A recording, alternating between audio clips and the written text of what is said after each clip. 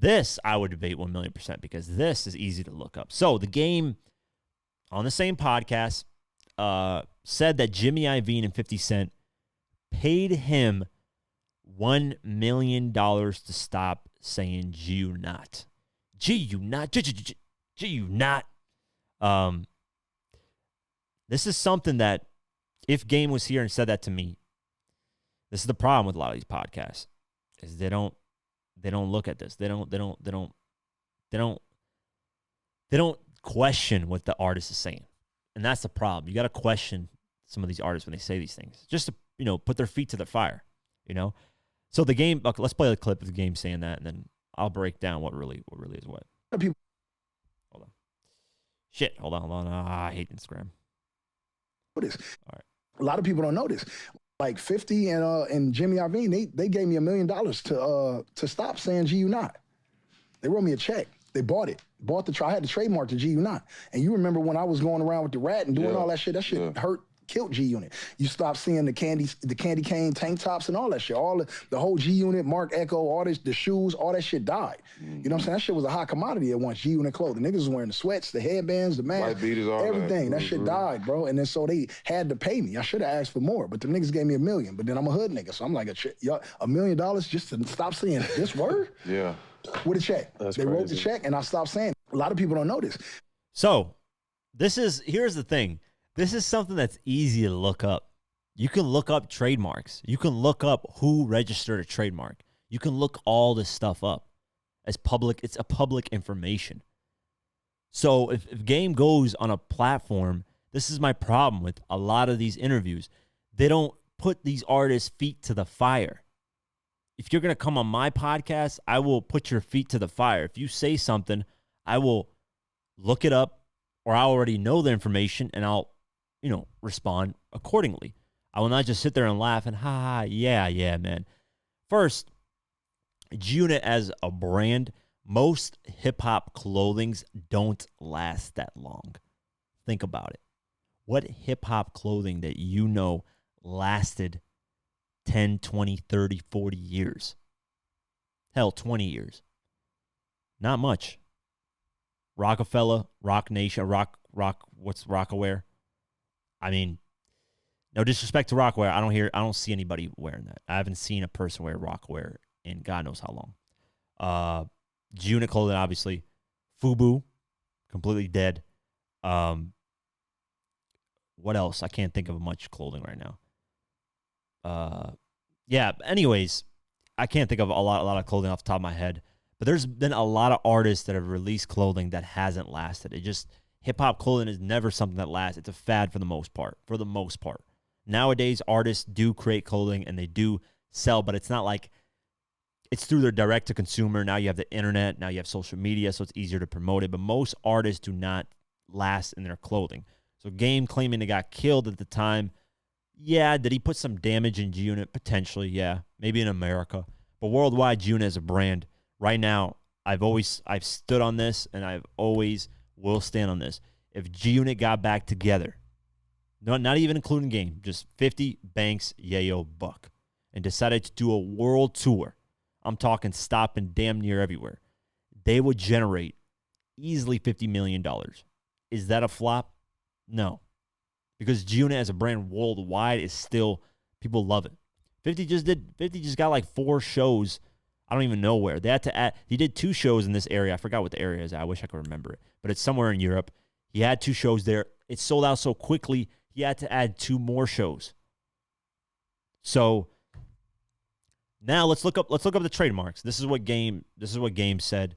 And to be honest with you, some of it seems like it's true. Some of it doesn't make sense. So let's go over the trademarks.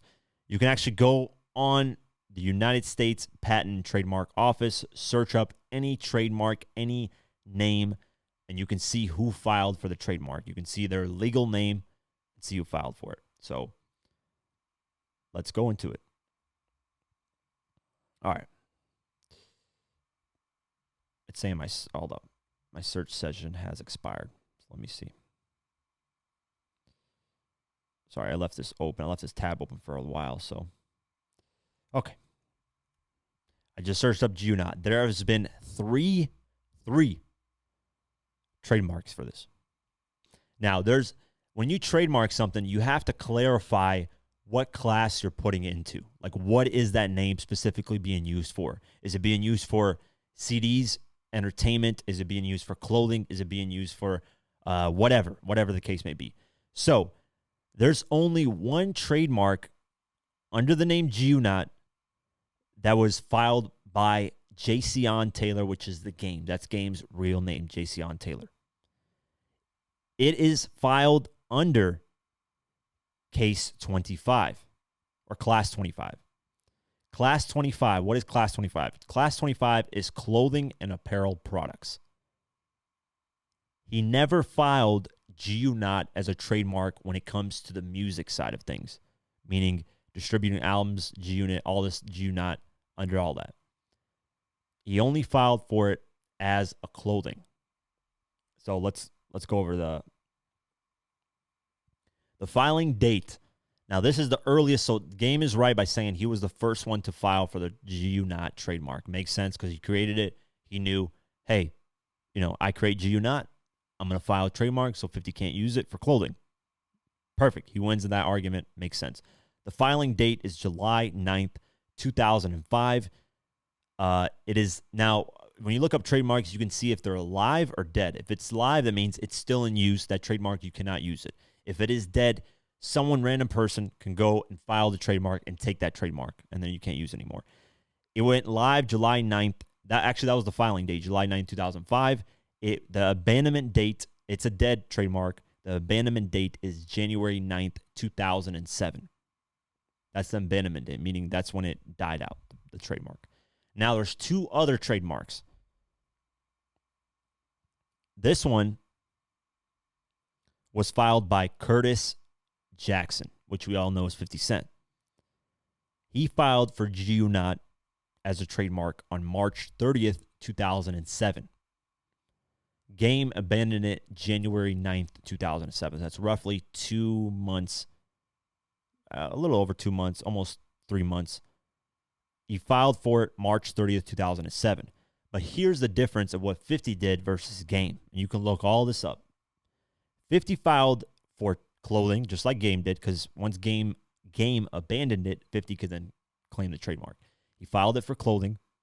He filed it for entertainment services. And he filed it for musical sound recordings, audio-visual recordings, namely compact disc, tape cassettes, audio tapes, audio discs, whatever. You get the point.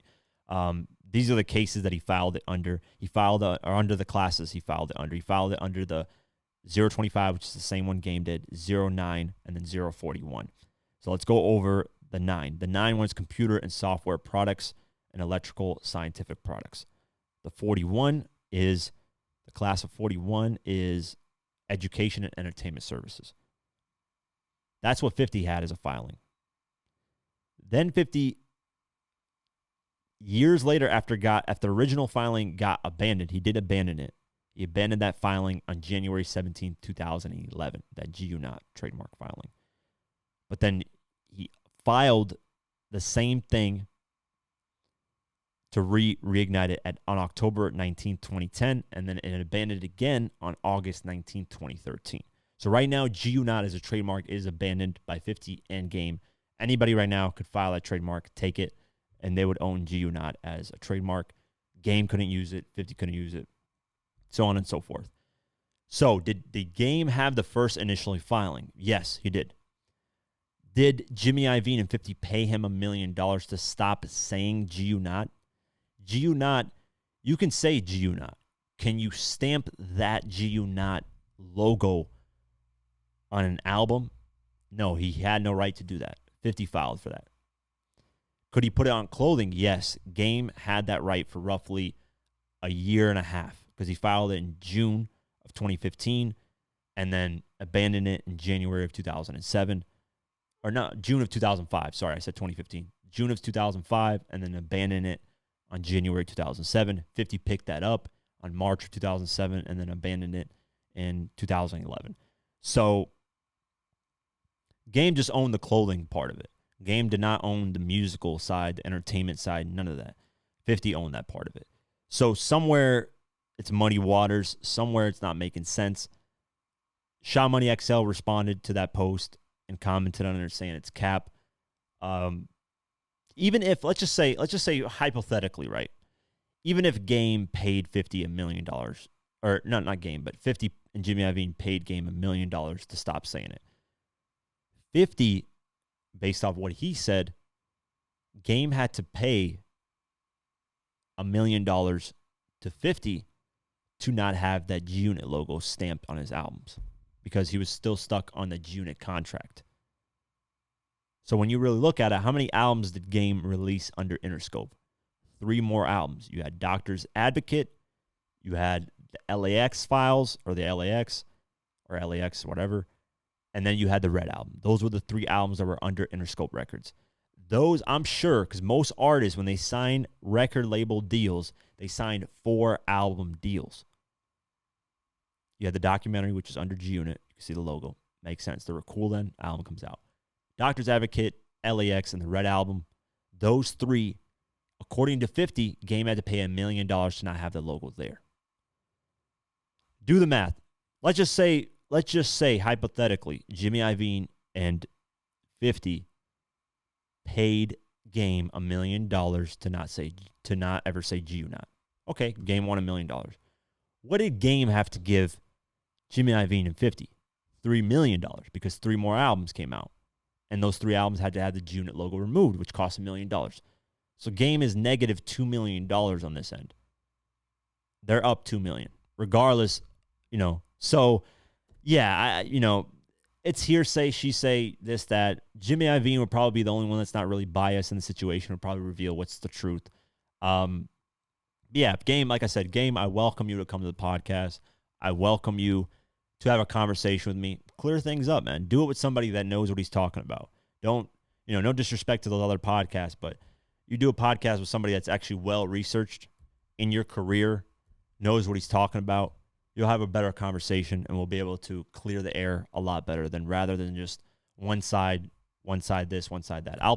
Let's just say this, I'll play devil's advocate and not doctor's advocate. I like Doctor's Advocate, by the way. The documentary on the Doctor's Advocate is coming very soon. I promise that. So, yeah, I just wanted to talk about that you can look that up. Trademarks are public information. So, yeah, I wish they would have done that on the podcast, but, it's usually a conversation, and it makes sense why they didn't go that route.